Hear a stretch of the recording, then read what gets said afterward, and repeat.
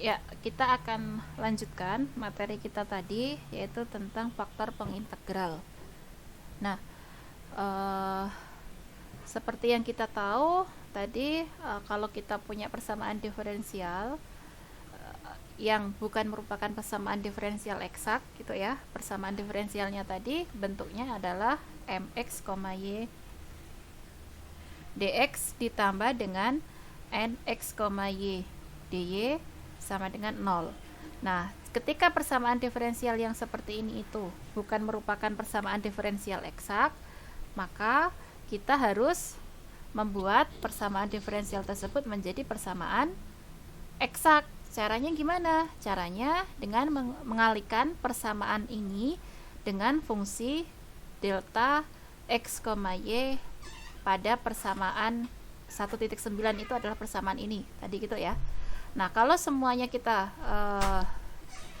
kalikan dengan fungsi ini, ini maksudnya fungsi sigma kecil ya, sigma kecil x, y, ini kita kenakan ke ini mx, y dx ditambah nx, y dy sama dengan 0, maka kita akan punya persamaan diferensialnya menjadi seperti ini.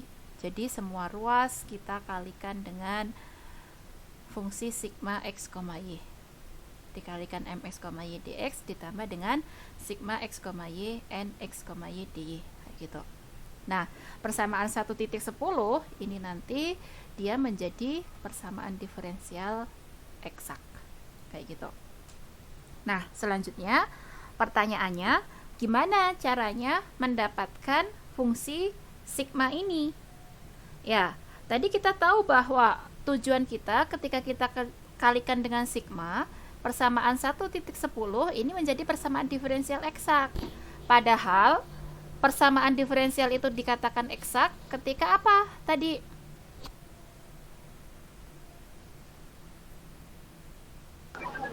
Misalnya ini dulu deh.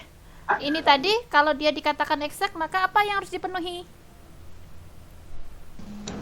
Do M tadi tuh. Ya, do M per do Y sama dengan do N per do X kayak ini. Nah, ternyata ini tidak eksak. Supaya dia eksak, dia dikalikan dengan apa tadi? Sigma ini. Nah, sigma x, y berarti persamaan diferensial 1.10 ini menjadi eksak. Nah, sekarang mx, y yang baru siapa? Ini kan? Sigma dikalikan dengan mx, y gitu kan ya? Berarti di situ kita punya sigma dikalikan m. Ini nanti ketika kita turunkan terhadap y, ini harus sama dengan yang di sini. Sigma kita kalikan dengan n, kemudian nanti kita turunkan terhadap x, ini dia jadi sama kayak gitu ya. Nah, ini jadi terpenuhi. Karena apa? Karena ini tadi eksak kayak gitu. Nah, selanjutnya perhatikan persamaan 1.11. Kalau ini kita uraikan, ini berlaku hukum atau aturan turunan, yaitu apa? Sigma dikalikan m. Sigma tadi apa? Sigma x, y dikalikan mx, y. Ketika kita turunkan terhadap variabel y, maka di sini pakai aturan u kali v. Berarti apa? Hasil turunannya terhadap y. Ya, berarti u aksen, u-nya sigma kan? U aksen diturunkan terhadap variabel y, berarti u aksennya jadi sigma y dikalikan m. M-nya tetap seperti ini. Kemudian ditambah dengan sigma dikalikan dengan my. My-nya apa? Turunan m terhadap variabel y.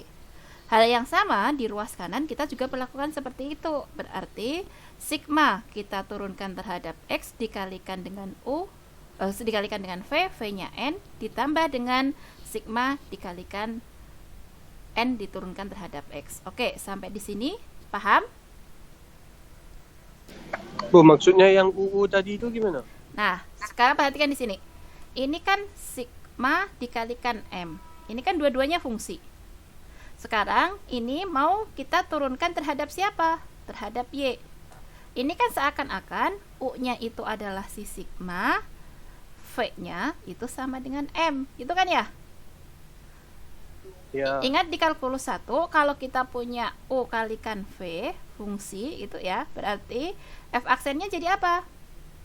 U aksen V aksen ditambah V aksen U. V aksen U. Nah, kalau U-nya ini berarti dia diturunkan terhadap Y, berarti kan U diturunkan terhadap Y, sama saja sigma kita turunkan terhadap Y, gitu kan ya? Dikalikan Ya. dengan V. V-nya siapa? M.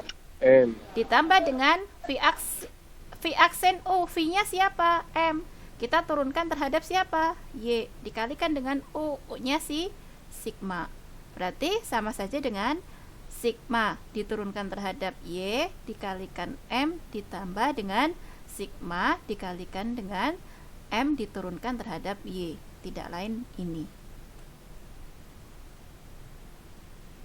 Yang ruas kiri, yang ruas kanan dengan cara yang sama kita akan dapat itu. Seperti itu. Jelas? Jelas, Bu. Oke, lanjut. Nah, kemudian si fungsi sigma x, y ini tadi dia disebut sebagai faktor pengintegral.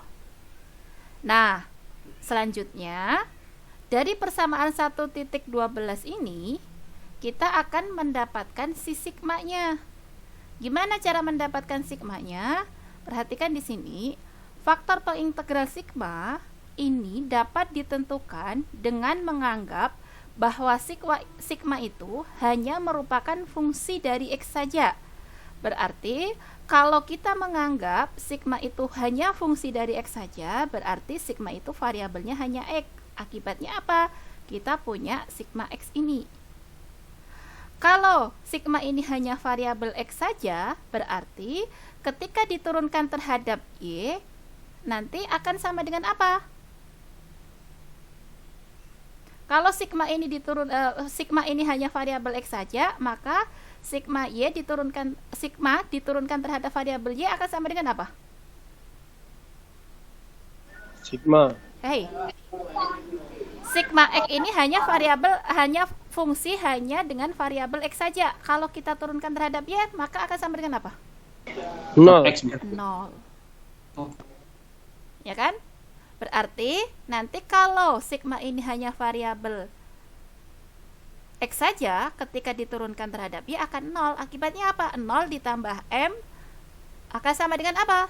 Yang persamaan 112 itu kan sama saja nanti kalau sigmanya hanya variabel X saja, berarti 0 dikalikan M ditambah sigma dikalikan dengan MY. MY ini adalah turunan M terhadap variabel Y, sama dengan sigma X dikalikan N ditambah sigma NY. Gitu kan ya? Berarti 0 dikalikan M apa? Ya 0. Berarti tinggal apa? Sigma MY sama dengan sigma XN ditambah sigma NY. Tidak lain ini. Paham?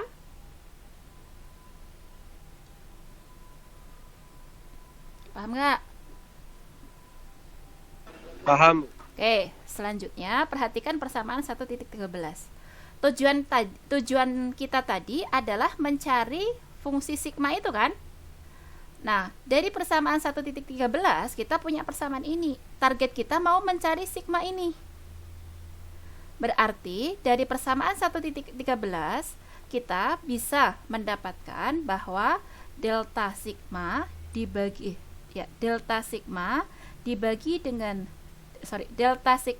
diturunkan terhadap variabel X itu sama saja dengan apa? Oke, sebelum ke situ, dari persamaan ini kan delta D sigma per dx dikalikan dengan N itu sama saja dengan sigma MY dikurangi dengan sigma NX. Paham sampai sini? Ini ke sini paham? Paham, Bu. Oke, selanjutnya dari sini kita punya delta. Delta ini bisa kita keluarkan dikalikan dengan MY dikurangi dengan NX. Paham di sini? Paham. Akibatnya nanti kita punya delta D sigma per dx itu sama saja dengan sigma dikalikan MY dikurangi NX dibagi dengan apa? Ini sigma ya, sigma. dibagi N. dibagi dengan N. Nah, gitu. Nah, kemudian tujuan kita mendapatkan siapa? Sigma. Berarti sigma itu nanti diperoleh dari mana? Dari integral Iya, dx ya. benar sekali. Ini nanti kita akan punya d sigma sama dengan apa? Dibagi pemisahan variabel yang tadi kan? Sigma dikali ini my dikurangi dengan nx dibagi dengan n di sini dx. Seperti itu kan? Ya enggak? Iya, Bu. Oke. Selanjutnya dari situ tujuan kita kan mencari si sigma ini. Berarti gimana caranya? Tempatnya nggak cukup, saya bawa ke sini. Berarti diintegralkan kedua ruas kan? D sigma per sigma sama dengan integral dari siapa itu? My dikurangi dengan nx dibagi dengan n dx. Seperti ini kan? Untuk mendapatkan sigma, target kita kan sigma. Nah, integral yang ruas kiri ini jadi apa? D sigma per sigma. Itu ibaratnya kita punya integral dari 1/x dx. Integral 1/x dx apa? Ln X. Ln x. Berarti integral ini berapa? Ln sigma. Gitu kan? Iya, Bu. Sama dengan integral my min nx dibagi dengan n dx. Nah, target kita tadi siapa? Sigma. Berarti kalau kedua ruas ini kita ambil eksponensialnya, berarti kita akan dapat apa? Eksponensial ln sigma sama saja dengan eksponensial pangkat integral my min nx dibagi dengan n dx. Paham? Dari sini ke sini paham?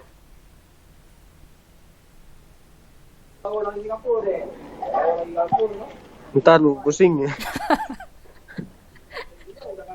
Kalkulus, sifat-sifat eksponensial. Coba. Kalau saya punya ln ln x misalnya ya. Kita punya ln x sama dengan y kayak gini, berarti kalau kedua ruas saya ambil eksponensialnya, berarti e pangkat ln x sama saja dengan e pangkat y, gitu kan ya? Iya. Ya. Oke, berarti ini ke sini kan identik dengan ini. Iya, Bu. Oke, selanjutnya perhatikan.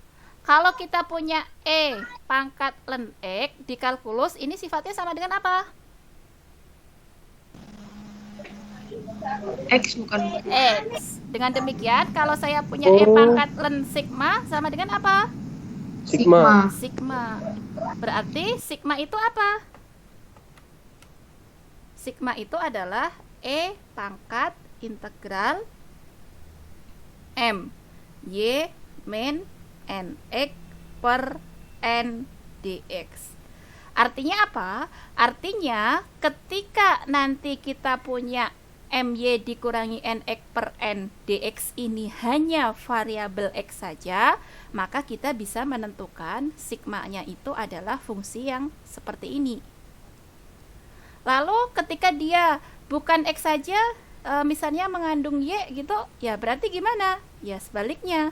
Berarti ketika sigma ini hanya variabel y saja, dengan cara yang sama seperti yang tadi saya jelaskan, kalau dia sigma ini hanya variabel y saja, berarti berdasarkan persamaan yang di sini tadi, kalau variabel sigma ini hanya variabel y saja, maka nanti ketika diturunkan terhadap x, maka akan sama dengan apa?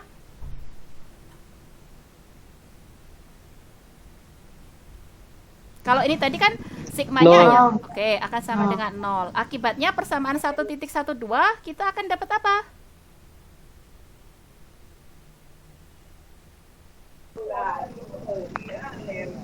Akan dapat ini kan? Ya, itu dia. Akan dapat ini. Akibatnya, dengan cara yang sama seperti yang tadi kita lakukan, target kita kan mendapatkan fungsi sigma ini kan? Ya, berarti ini bisa kita olah menjadi bentuk yang seperti ini. Ini ke sini paham? Dengan cara yang sama dengan tadi? Bu, ini D yang kita lihat sekarang ini D bukan do kan? Sigma. Enggak, yang Ya, D. ini D. Ya, ini D. Oke. Ya. Nah, dari 116 ke 117 paham? Ini hanya pindah ruas aja. Kita sekarang fokus ke sini. Berarti ini kan dipindah ruas. Ini pindah ke sana gitu kan ya? Berarti dari sini kita punya D sigma per dy m itu sama saja dengan sigma nx dikurangi dengan sigma my gitu kan ya? Berarti D sigma per dy sama saja dengan sigma nx dikurangi sigma my dibagi dengan m. Seperti itu. Ya enggak? Nah, kemudian ini my-nya kita pindahkan ke depan. Berarti kita punya D sigma per dy sama saja dengan sigmanya kita keluarkan, my-nya kita pindah ke depan. My-nya kita pindah ke depan. Berarti ini negatifnya kan keluar. Ini dikurangi dengan nx dibagi dengan m. Kayak gitu kan? Ini tidak lain adalah itu. Paham? Paham. Nah, selanjutnya dengan cara yang sama kayak tadi, berarti ini kita bisa ngapain? Bisa memisahkan, ya, dipisahkan variabelnya D sigma per D per sigma sama saja dengan apa di sini? Min dalam kurung my min nx dibagi dengan m dikalikan dy. Nah, selanjutnya ini kita integralkan. Berarti integral D sigma per sigma sama saja dengan min integral my min nx per m dy. Nah, ini hasil integralnya apa? Tadi ln sigma. ln sigma sama saja dengan min integral my min nx dibagi dengan m dy. Nah, ini bisa kita sederhanakan. Kalau kedua ruas kita ambil eksponensialnya, berarti kita punya eksponensial pangkat ln sigma sama saja dengan e pangkat min integral m y min nx dibagi dengan m dy. Seperti itu. Nah, ini sama saja dengan apa yang ini? Sigma. Sigma apa? Sigmanya sama dengan apa ini? Berarti e pangkat min integral my min nx dibagi m dy. Nah, ini tadi kalau sigmanya hanya fungsi y saja, maka kita bisa mengambil rumus sigma ini seperti ini. Tapi kalau sigmanya ini hanya variabel x saja, tadi kita menggunakan ini. Itu ya. Perhatikan bedanya. Kalau sigma ini hanya variabel x saja, ini ya, secara ini rumusnya kayak gini. Yaitu apa? E pangkat integral, ini pangkat ya. Kayak nggak kelihatan pangkatnya ya. Ini E pangkat integral my min nx per n dx, kayak gitu. Kalau sigmanya hanya fungsi dari variabel x saja. Tapi kalau sigmanya itu hanya fungsi dalam variabel y saja, sigmanya itu adalah E pangkat ada negatifnya di sini. Seperti itu. Kemudian di sini my min nx per n dx, kalau yang di sini my per nx per m dy. Perhatikan bedanya ya. Paham? Nanti akan lebih paham ketika kita masuk ke soal. Tunggu. Saya buka halaman selanjutnya.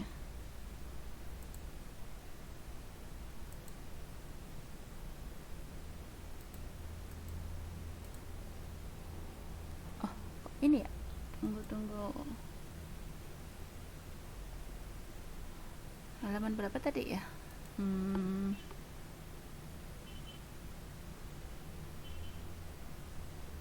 Ini.